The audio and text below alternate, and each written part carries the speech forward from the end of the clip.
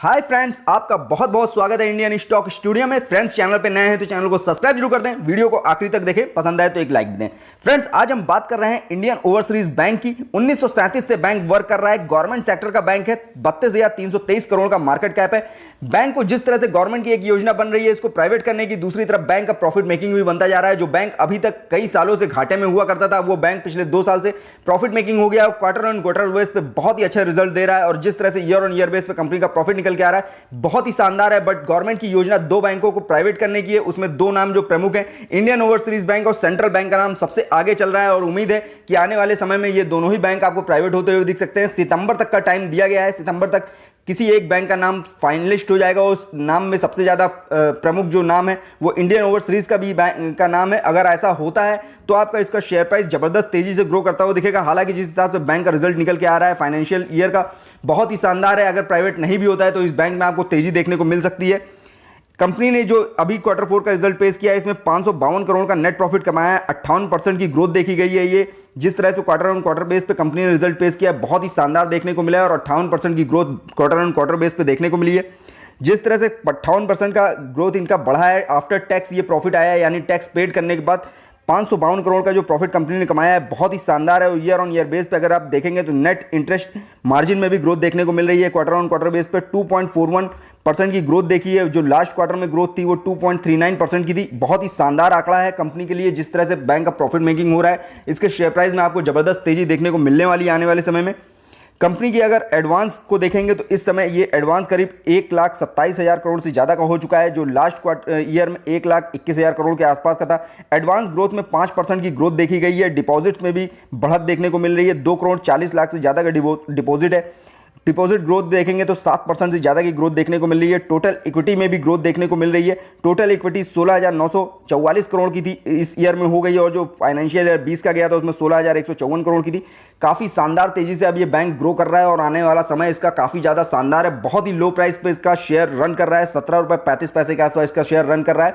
अगर इसको लेके होल्ड किया जाए, कम से कम नजरिया 2 साल का रखा जाएगा तो आपको बहुत अच्छा प्रॉफिट गेन होता हुआ दिखेगा।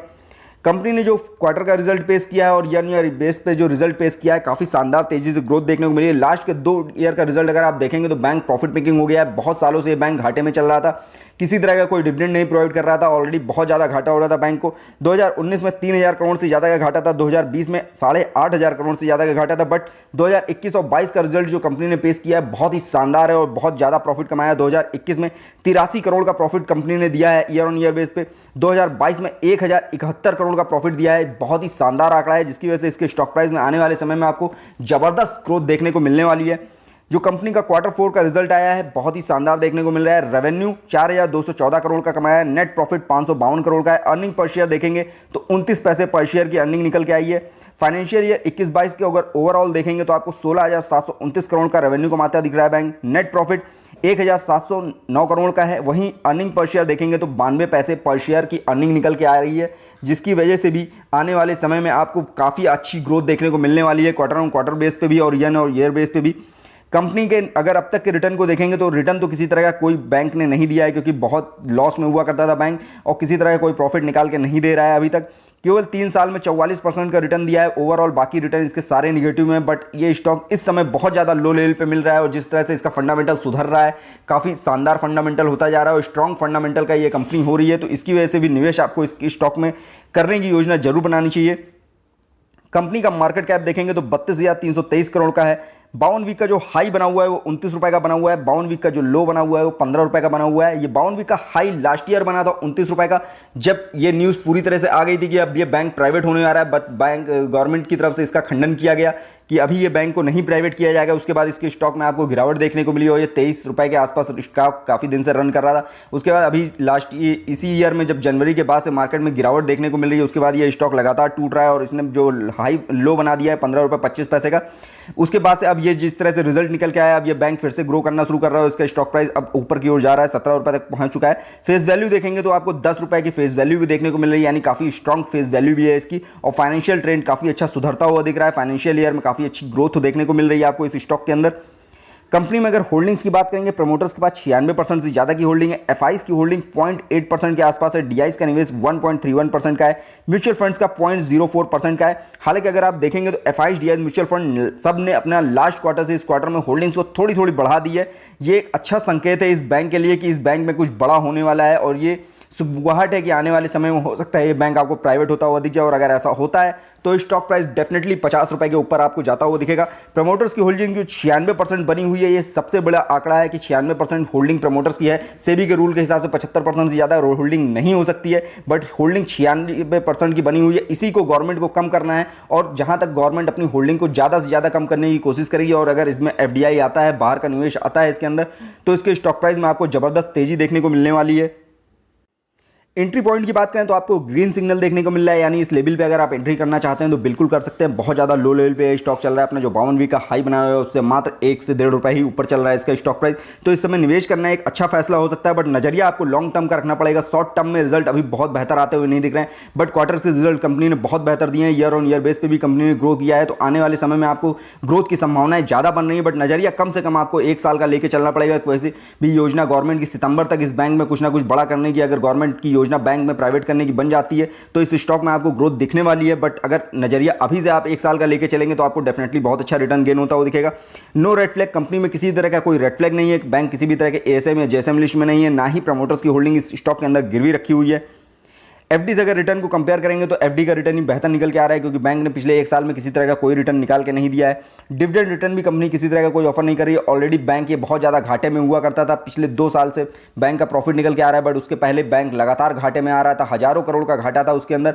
बट बहुत अच्छा सुधार देखने को मिला है, मैनेजमेंट बहुत अच्छे से काम कर रहा है, जिसकी वजह से बैंक इतना अच्छा प्रॉफिट निकाल के दे रहा है। और जिस हिसाब से ईयर ऑन ईयर बेस पे, क्वार्टर्स ऑन क्वार्टर बेस पे कंपनी बहुत अच्छा ग्रो कर रही है, 58% से ज़्यादा की ग्रोथ देखी गई ईयर ऑन ईयर बेस पे।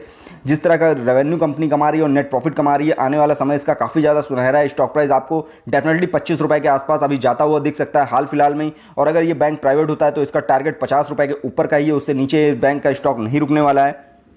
हालांकि इस स्टॉक में इतना अच्छा शानदार रिजल्ट आने के बाद भी सिर्फ एक एनालिसिस द्वारा इसमें स्ट्रॉन्ग सेल की कॉल दी जा रही है। अब ऐसा ये कॉल क्यों दी जा रही है ये तो जो एनालिसिस हम वही जाने, बट फंडामेंटल स्ट्रॉन्ग बहुत अच्छा सुधर रहा है इस स्टॉक का, तो डेफिनेटली इसमें निवेश करना चाहिए। और निवेश का नजरिया आपको लॉन्ग टर्म का रखना चाहिए, क्योंकि फंडामेंटल बैंक का बहुत अच्छा सुधरा है। ग्रोथ करने वाली कंपनी आने वाले समय में स्टॉक प्राइस काफ़ी ज़्यादा ग्रो करता हुआ दिख सकता है आपको। और अगर बैंक को प्राइवेट कर दिया जाए तो डेफिनेटली इसका स्टॉक प्राइस रॉकेट की तरह भागेगा और काफ़ी ज़्यादा ग्रो करता हुआ आपको दिखेगा। अगर इसके पीरियड लेवल की बात करें तो स्टार्टिंग के फर्स्ट टारगेट्स क्या है? पहला टारगेट 17 रुपये 87 पैसे का है, दूसरा टारगेट 18 रुपये 18 पैसे का है, तीसरा टारगेट 18 रुपये 47 पैसे का है। जिस हिसाब से अभी स्टॉक प्राइस 17 रुपये 35 पैसे पर रन कर रहा है, डेफिनेटली हो सकता है कि आज के दिन में क्लोजिंग होते होते आपको ये पहला सपोर्ट ब्रेक होता हुआ दिख जाए। सपोर्टिंग टारगेट जो है, पहला सपोर्ट इसको 17 रुपये 27 पैसे पे मिला हुआ है, दूसरा 16 रुपये 98 पैसे पे है, तीसरा 16 रुपये 67 पैसे पे। हालांकि उम्मीद कम है कि आपको तीसरा ही लेवल देखने को मिलेगा, बट अगर मार्केट में फिर से गिरावट देखने को मिलती है, जैसे लास्ट वर्किंग डे में 1300 पॉइंट के आसपास सेंसेक्स गिरा था, अगर इस तरह की बड़ी गिरावट देखने को मिलती है तो आपको तीसरा लेवल भी देखने को मिल सकता है। बट अगर ये लेवल आपको देखने को मिलता है तो आपको हो सकता है 15 रुपये का लेवल भी देखने को मिल जाए, जो इसका 52 वीक का हाई लो बना हुआ है। तो अगर ऐसे में भी ये स्टॉक आपको निवेश करने की योजना देता है, यानी इस निवेश करने की योजना जरूर बनानी चाहिए। जितना ज़्यादा लो लेवल पे ये स्टॉक मिल रहा है बाय करके रखिए, क्योंकि फ्यूचर बहुत ज़्यादा स्ट्रॉन्ग है इसका। फ्यूचर के हिसाब से अगर निवेश करेंगे, 2 साल 3 साल का नजरिया लेकर निवेश करेंगे तो ये आपको निराश नहीं करेगा और बहुत ही जबरदस्त रिटर्न देता हुआ ये बैंक आपको दिखने वाला है, क्योंकि बैंक का प्रॉफिट मेकिंग हो चुका है। क्वार्टर्स के रिजल्ट बहुत अच्छे आ रहे हैं, रेवेन्यू कंपनी बहुत अच्छा कमा रही है और नेट प्रॉफिट में भी बहुत अच्छी ग्रोथ कर रही है, नेट इंटरेस्ट मार्जिन में भी कंपनी बहुत अच्छा ग्रोथ कर रही है। तो इसके स्टॉक प्राइस में आपको तेजी देखने को मिलने वाली है। शेयर होल्डर्स की संख्या इसमें लगातार बढ़ी है, करीब 5 लाख शेयर होल्डर्स हो गए हैं। और जिस तरह से इसका 52 वीक का हाई 29 रुपए का बना हुआ है, जिस तरह से बैंक ग्रोथ कर रहा है, तो आने वाले समय में इसका हाई आपको ब्रेक होता हुआ दिख सकता है। कम्युनिटी सेंटीमेंट की बात करें, 71% बाई की कॉल है, 29% होल्ड की कॉल है। ओवरऑल देखेंगे आपको सेल की कॉल देखने को नहीं मिल रही है, सिर्फ होल्ड और बाई की कॉल देखने को मिल रही है, क्योंकि स्टॉक प्राइस का फंडामेंटल जिस हिसाब से सुधरा है उस हिसाब से ये स्टॉक प्राइस बहुत ज़्यादा लो लेवल पर अभी प्रेजेंट में रन कर रहा है। तो ऐसे में निवेश की योजना जरूर बनाइए, अपने पोर्टफोलियो में शामिल करिए। जितना ज़्यादा गिरावट पे स्टॉक में बाय करने की योजना रखिए, लॉन्ग टर्म के लिए होल्ड करेंगे, माइंडसेट अपना लॉन्ग टर्म का बना के रखेंगे तो आपको डेफिनेटली ये स्टॉक मल्टीबैगर रिटर्न देने वाला है। फ्रेंड्स, ये वीडियो मैंने सिर्फ आपकी नॉलेज पर्पस बनाया है। किसी भी तरह का निवेश करने से पहले अपने फाइनेंशियल एडवाइजर की सलाह जरूर ले लें। फ्रेंड्स, वीडियो पसंद आए तो लाइक कमेंट करके जरूर बताइएगा। फ्रेंड्स, वीडियो देखने के लिए बहुत बहुत धन्यवाद।